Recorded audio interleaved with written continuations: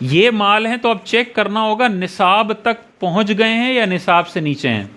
अगर निसाब तक पहुंच गए हैं और फिर साल पूरा होता है तब ज़कात होगी। निसाब क्या है?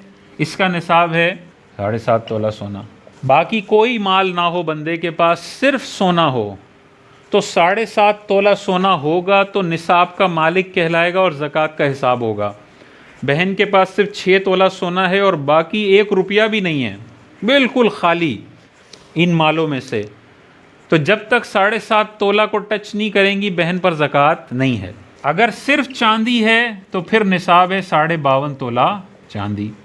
ना सोना हो, ना रुपया हो, ना माल तिजारत हो, खालिसतन चांदी पड़ी हुई है तो 52.5 तोला चांदी के बराबर होगी तब ज़कात है, वरना ज़कात नहीं है। लेकिन सोना भी थोड़ा है, थोड़ी चांदी है, थोड़ा रुपया है, थोड़ा माल तिजारत है, मिक्स माल है। तो जब मिक्स माल होता है तो निसाब होता है 52.5 तोला चांदी की कीमत।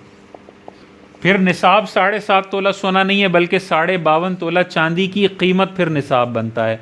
तो अगर 1 तोला सोना है और 5,000 रुपये पड़े हुए हैं तो अब देखें 1 तोला सोना तकरीबन हो गया 2.5 लाख रुपए का और 5,000 रुपये पड़े हुए हैं एक्स्ट्रा, और चांदी कुछ भी नहीं है, माल तिजारत कुछ भी नहीं है, बहन है, कितना अमाउंट हो गया इनके पास?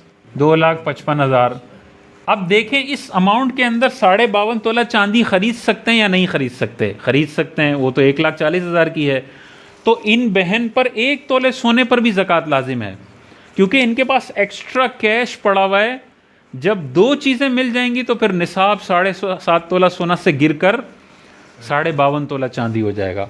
और एक और बहन है, उनके पास 6 तोला सोना है लेकिन कैश कुछ भी नहीं है, इन बाकी चीज़ों में से कुछ भी नहीं है, तो 6 तोला वाली पर ज़कात नहीं है। लेकिन ऐसा होता नहीं है कि 1 तोला सोना हो और बहन के पास 5-10 रुपये या 500 रुपये 1,000 रुपये भी ना हो। बहुत शाज़ व नादिर है ऐसा हो, अक्सर ऐसा ही होता है, कुछ ना कुछ फारिग कैश पड़ा होता है। तो ख़वातीन को गौर करना चाहिए, 3 तोला 2 तोला 4 तोला पे ज़कात बाज़ौक़ात बन रही होती है और वो समझ रही होती हैं कि हम तो कमाते नहीं हैं। जब हम नहीं कमाते तो शायद शरीयत ने एम्प्लॉयड लोगों पे ज़कात रखी है, अनएम्प्लॉयड बंदा अरबों रुपए का मालिक हो तो ज़कात का रोज़गार और बेरोज़गारी से ताल्लुक़ नहीं है, ज़कात का माल से ताल्लुक़ है। तो बहन के पास अगर 4 तोले सोना है और बाकी कोई 15-20 हज़ार कैश पड़ा हुआ है तो उन पे हर साल ज़कात बन रही है। और शोहर ने देनी नहीं है, ये बेगम ने देनी है। अगर बग़ैर दिए ये बाजी का इंतकाल हो गया तो कब्र में औरत से पूछा जाएगा, शोहर से नहीं पूछा जाएगा कि आपने बीवी की ज़कात क्यों नहीं दी, ये अपनी तो दे ले पहले। इस पर अपनी लाजिम है, बेगम पर अपनी लाजिम है। हाँ, शोहर एहसान करके बेगम की ज़कात ख़ुद से अदा कर दे तो वो अच्छी बात है, लेकिन शोहर अदा नहीं कर रहा तो बेगम को ख़ुद करनी पड़ेगी। या तो सोना में से थोड़ा सोना बेच दे या शोहर से कर्ज़ा ले ले और फिर अपनी ख़र्ची में से एडजस्ट करवा ले, किसी भी तरीक़े से बहरहाल देनी पड़ेगी। आपने पूरा हिसाब करना है। मिसाल के तौर पे 1 तोला सोना है, 10 तोले चांदी है, 5,000 कैश पड़ा हुआ है, 2,000 के प्राइस बॉन्ड पड़े हुए हैं, दूध की दुकान है और 10,000 लीटर दूध पड़ा हुआ है।